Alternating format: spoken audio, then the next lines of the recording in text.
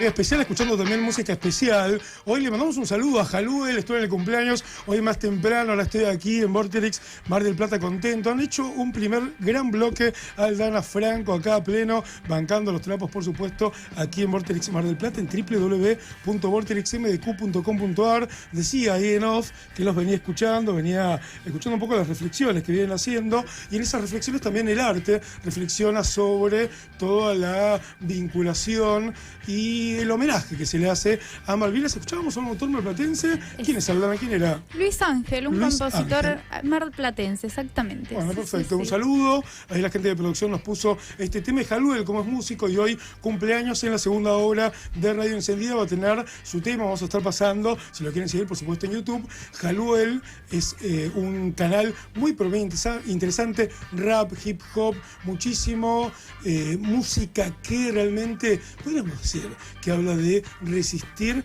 ante embates de distintas personas, distintos ámbitos del sistema mismo. Jaluel hoy cumpleaños, es parte de Radio Encendida. 2 de abril, importantísimo, un 2 de abril que los chicos venían en todo el primer bloque rememorando, pensando, planteando un poco cómo lo sienten las nuevas generaciones, cómo lo sentimos nosotros, generaciones un poco más grandes. Yo era muy niño cuando escuchaba de Malvinas, me parecía algo terrible. Por momentos me ponía contento porque fuéramos ganando la guerra, por momentos me di cuenta que en realidad había sido como un impulso de locura del gobierno de ese momento. La verdad que la gente, la comunidad en general lo vivió mucho, hablaban de colectas, hablaban de muchas situaciones que han sucedido a lo largo de esta cantidad de años, de la gente que realmente empáticamente y pensando en la República Argentina colaboró en el año 82 para básicamente que sus hijos, sus maridos, sus hombres básicamente de la patria, que son los que lucharon en esta guerra, estuvieran un poquito mejor. Tenemos a una persona muy importante que es parte de esta historia de Malvinas, de esta guerra de 1982. Hoy cumple una función importante, que es el responsable de este grupo de excombatientes aquí en la ciudad de Mar del Plata, y nos va a explicar mejor todo el trabajo que viene haciendo y, por supuesto, también qué es lo que le sucede a él en una fecha tan, pero tan especial como el 2 de abril. Franco, ¿de quién estamos hablando? Estamos hablando, Martín, de Fernando Daniel Álvarez, actual presidente del Centro de Ex Soldados y Combatientes de Malvinas. Bien, bueno, muchísimas gracias. Le damos la bienvenida a Vorterix Mar del Plata, a Radio Encendida. Buenas tardes, ¿cómo estás? Y bueno, honor y gloria para nuestros héroes y excombatientes. ¿Cómo estás? ¿Qué tal? Buenas tardes, espero me escuchen bien. Te escuchamos bien, por acá te saluda Martín Vera. Franco se tiene que ir a un partido de Quilmes, en realidad cubrir todo este esquema que recién contábamos también de este club marplatense. Quiero que la primera pregunta te la haga y a partir de ahí, bueno, ya va a cubrir a otro lugar. Franco, todo tuyo. Hola, Fernando, te mando un gran saludo. ¿Qué tal?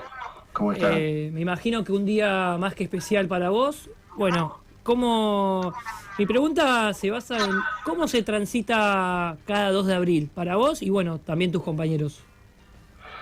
Bueno, todos los 2 de abril son iguales, no solamente el 2 de abril, a medida que se va aproximando esa fecha, es un poco uno como un camaleón, va cambiando el tono de la piel. Es impredecible, es algo automático, aunque uno no lo quisiera o quisiera resistirse, afloran solo los recuerdos, los momentos, los compañeros. Entonces, bueno, uno lo va llevando. Llevaban 44 años, es una pila de años, son muchos. A pesar de que es una parte de la historia muy reciente, para uno son muchos años.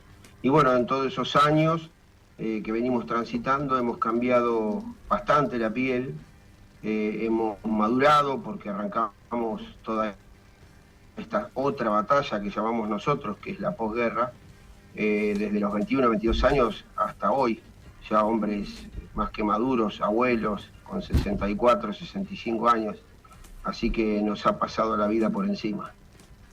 Qué increíble todo lo que te debe venir, ¿no?, a la mente con tanto tiempo. Como decís, se van repitiendo las fechas, se van repitiendo algunas efemérides, pero los sentimientos, al revivirlos todo el tiempo, van teniendo alguna significación nueva, algún sentimiento no explorado, alguna anécdota que había quedado en algún tintero. Contame un poco de eso. Bueno, nosotros en nuestra institución nos juntamos, ya como jubilados que somos todos, nos juntamos una vez por semana a almorzar, una gran banda, y aún después de 44 años contamos cosas que nunca habíamos contado.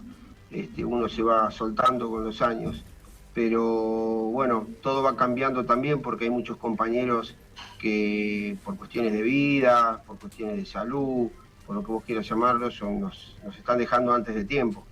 Entonces se va achicando todo este espectro de veteranos de guerra, somos cada vez menos, se van yendo compañeros que lo han dado todo en la posguerra para mejorar el bienestar de cada uno de nosotros. Pero bueno, la vamos llevando y en esas comidas que hacemos terapia sin darnos cuenta.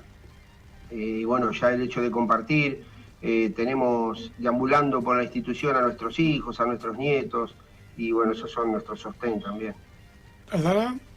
Yo tengo dudas respecto de cómo fue el trauma posguerra, porque el estrés postraumático es algo que te afecta día a día.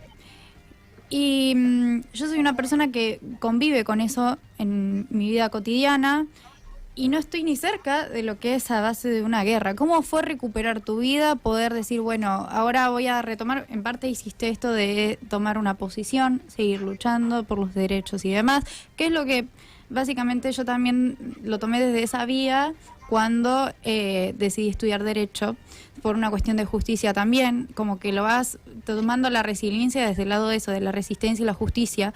¿Cómo es para vos eso? ¿Cómo fue retomarlo siendo tan joven?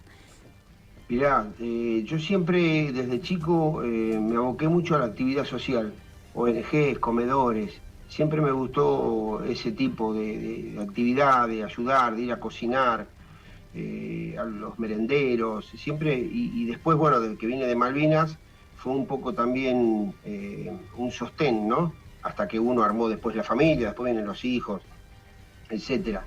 Pero todo eso, la actividad social, me ayudó mucho, porque, a ver, estrés postraumático tenemos todos, ¿no? En diferente medida, por supuesto, pero yo me aboqué mucho a los compañeros, porque cuando uno tiene un tema a tratar, un estrés postraumático, siempre piensa, sin desmerecer el trabajo de los profesionales, que el que más te va a entender es el que pasó por lo mismo que vos. Una madre que pierde un hijo, o un hermano, o en este caso la guerra. ¿Quién te puede entender mejor? Alguien que pasó lo mismo que vos. Entonces uno se suelta, se brinda, consigue apoyo ahí. Eso me sirvió muchísimo a mí. Después, bueno, vino mi familia, vinieron mis hijos. Y sigo con esa actividad social de ir a cocinar a comedores, de hacerles de comer a mis compañeros, de todo ese tipo de actividad para mí es una terapia y me hace muy feliz eso. ¿Siempre fue así? ¿Siempre lo resolviste de esa forma? Te lo pregunto y un poco ahí complementando la pregunta de Aldana, porque hubo muchos, por supuesto, de los excombatientes, de los héroes que estuvieron en Malvinas, que realmente esa situación no la pudieron manejar, que tuvieron decisiones de interrupción de la vida realmente muy, muy terribles. Vos y todos los que han quedado han vivido con eso también, con ver cómo la cantidad de compañeros que fueron a la guerra fueron tomando decisiones drásticas porque los han tratado muy mal. Eso también de alguna forma entiendo que está muy saldado y está hasta sanado, entiendo, no quiero ser así absolutista, pero sí, ustedes la pasaron muy mal los primeros años de posguerra. ¿Cómo fue ese transitar y cómo fue ese acompañamiento con tanto, pero tanto que realmente no pudo buscarle la vuelta para estar mejor y tuvieron tomando decisiones realmente, bueno, básicamente terribles? Muy tristes. Sí, por supuesto. Bueno, cuando uno ingresa al servicio militar obligatorio, que en esa época era lo que nos tocaba, cada año entraba una clase nueva, vos te encontrás en ese lugar con diferentes tipos de clases sociales, por llamarlos de alguna manera. Uh-huh. Vos encontrás desde la persona más sencilla y humilde hasta el más preparado y desde el más pobre hasta el más rico. Pero en ese lugar aprendés a que todos somos iguales, como debería ser normalmente, ¿no? Pero ahí adentro somos todos iguales y aprendés muchas cosas. Yo aprendí muchas cosas, sobre todo a hacer grandes amigos, y a darme cuenta de algunos errores, de cómo me estaba manejando. Es difícil desde ahí, entonces suceden cosas que uno nunca está preparado, menos para una guerra.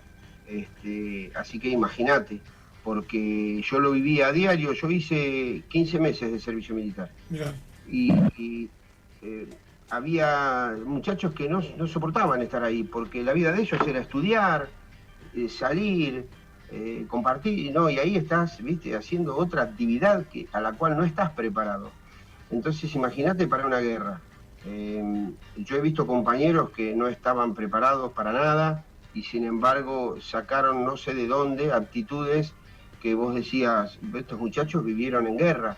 Sí. Compañeros que realmente tuve en mi regimiento que la verdad me sorprendieron y yo les digo son mis héroes. Y gente que tenía preparación, que tomó decisiones inversas, o sea, no aguantó. No aguantaron. Y terminó pidiendo la baja.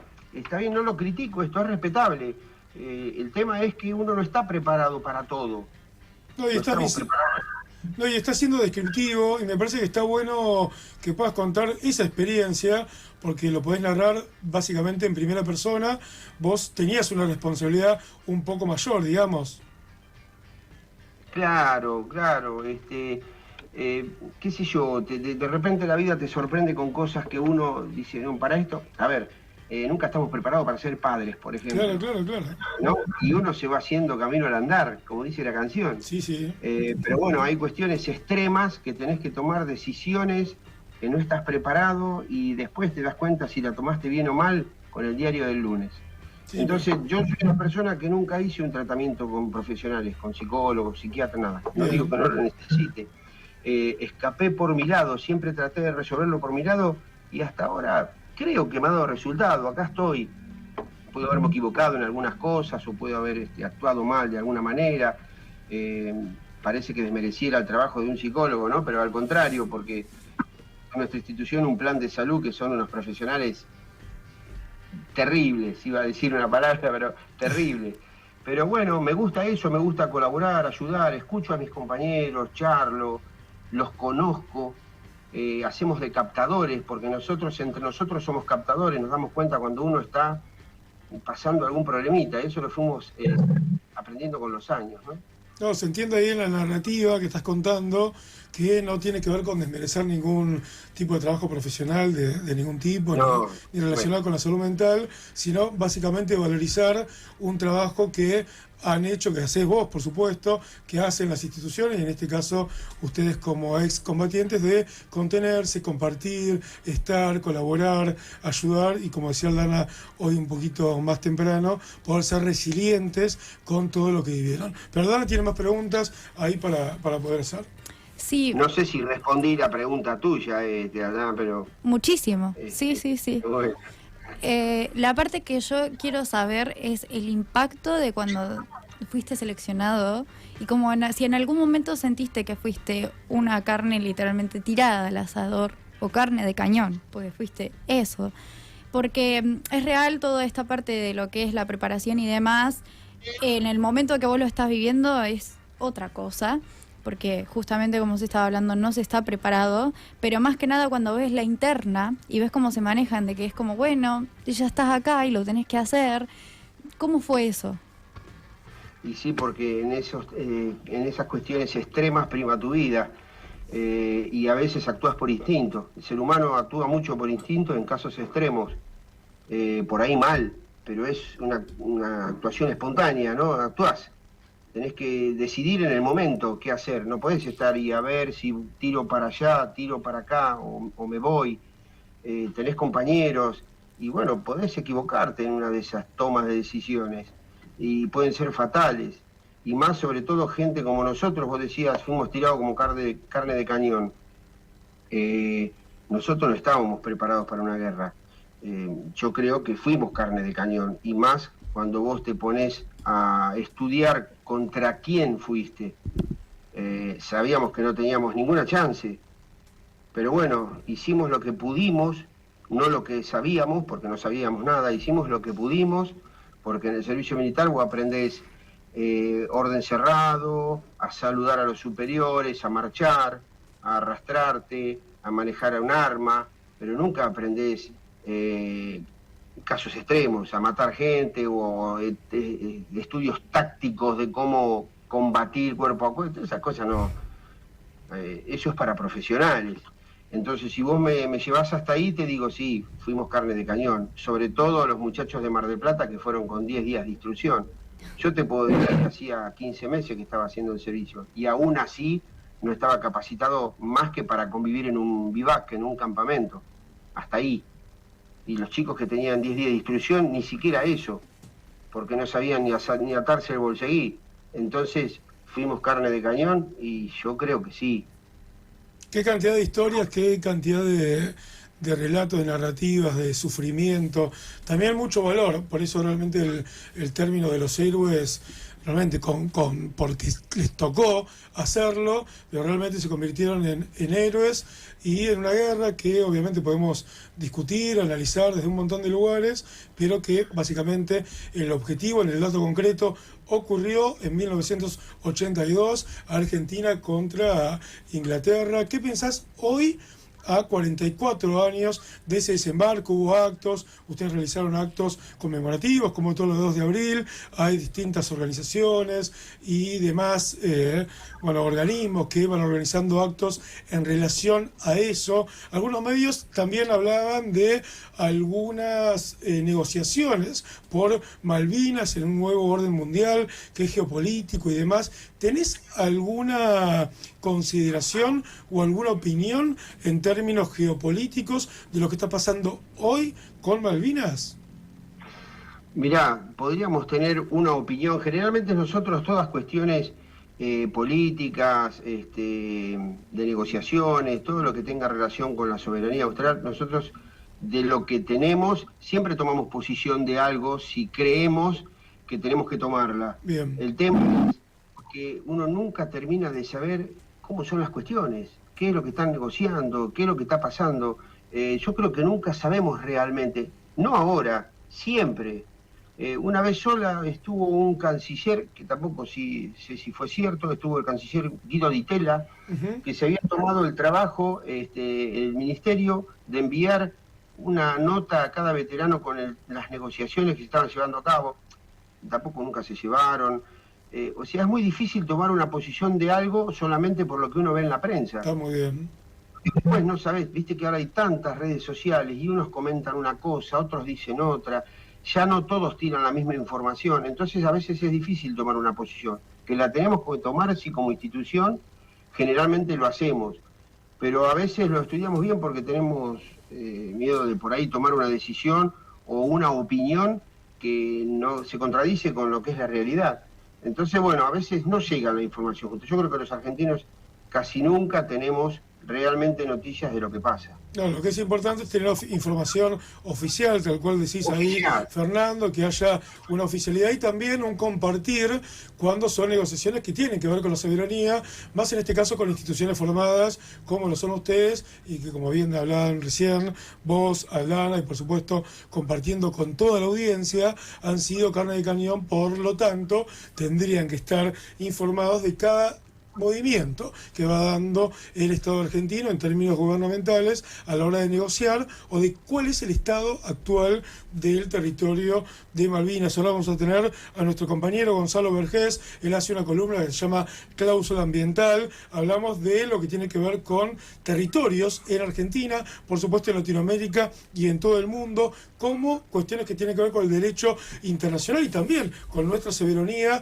tienen relación con lo económico, con lo político y también con otros elementos más, así que en un ratito vamos a estar con él, pero bueno, nosotros por nuestra parte, Fernando, agradecerte realmente en un día tan pero tan importante que tengas el tiempo, la amabilidad de poder charlar con nosotros, de contestar básicamente cualquier tipo de pregunta, ir desde lo emocional a lo político, desde lo político también a la tristeza que han tenido a la hora de transitar esta guerra terrible y también al poder contar tanto, pero tanto laburo que vienen haciendo ustedes personalmente y también como institución. Me gustaría que pueda cerrar esta entrevista, contar, saludar decir realmente lo que quieras, un mensaje, una reflexión, un saludo, lo que quieras, Fernando. Estos últimos minutos de la entrevista son todos tuyos. Bueno, gracias por permitirme este tiempo.